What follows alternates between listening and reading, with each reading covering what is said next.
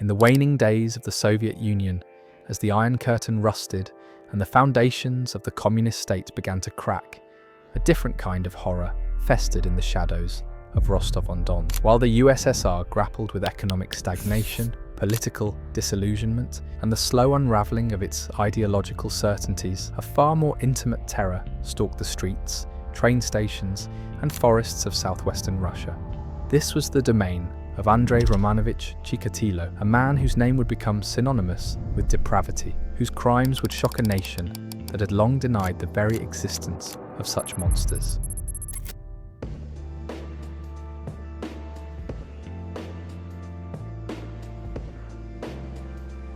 The Butcher of Rostov was not just a killer.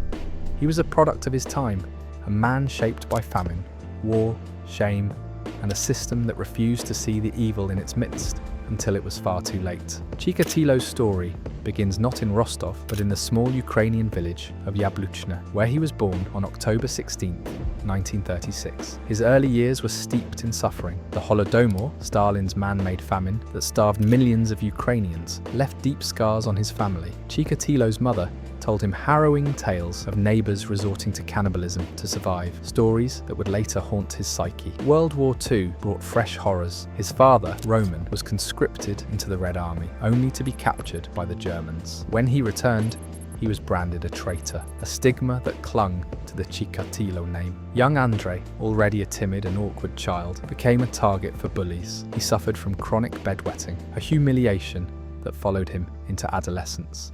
Despite his intelligence and academic success, he was an outcast, consumed by shame and repressed rage.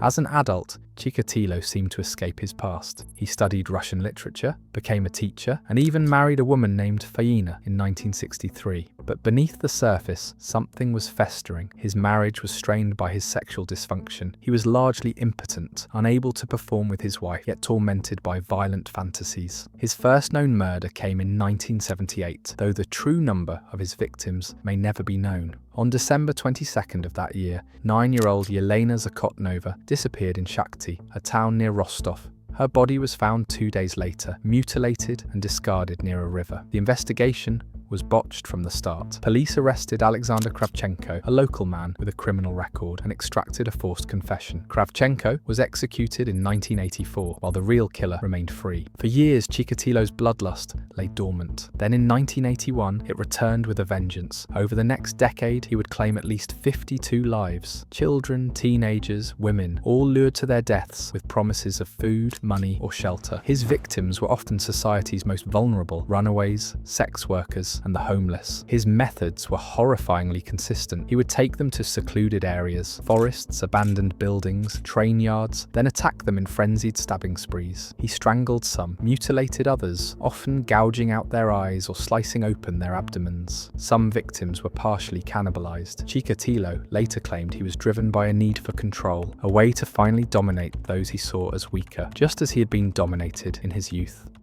The Soviet Union had no framework for understanding a killer like Chikatilo. Communist doctrine held that serial murder was a Western phenomenon, a symptom of capitalist decay. Local officials dismissed the growing number of disappearances as unrelated crimes, blaming hooligans or sexual deviants, rather than admitting a single predator was at work. Detective Viktor Burakov, one of the lead investigators, later recounted the immense frustration of the case. Forensic science in the USSR was primitive. DNA testing didn't exist. Police relied on blood typing, but Chikatilo was a non sequitur, meaning his blood type couldn't be determined from saliva or semen. This allowed him to evade detection even after being questioned multiple times. By the late 1980s, the body count was impossible to ignore. A special task force was assembled and pressure mounted to catch the killer. Chikatilo, ever the careful predator, began to slip. In November 1990, police staking out a Rostov train station noticed a middle-aged man behaving suspiciously. When questioned, he gave a false name, but his briefcase contained a knife, rope, and a jar of Vaseline. This was Andrei Chikatilo. Under interrogation, he initially denied everything, but as the evidence mounted, eyewitness accounts, forensic matches to trace evidence, he broke. Over months of questioning, he confessed to 56 murders, describing his crimes in grotesque grotesque detail. Chikatilo's trial in 1992 was a spectacle. The courtroom was packed with journalists, victims' families, and curious onlookers. The killer, gaunt and disheveled, alternated between eerie calm and violent outbursts. He was found guilty of 52 murders and sentenced to death. On February 14, 1994, in a Novocherkassk prison, Andrei Chikatilo was executed with a single bullet to the back of the head. Chikatilo's crimes forced the USSR and later Russia to confront uncomfortable truths. His case exposed the failures of Soviet policing, the dangers of ideological blindness, and the terrifying reality that monsters could exist even in a society that claimed to have eradicated them.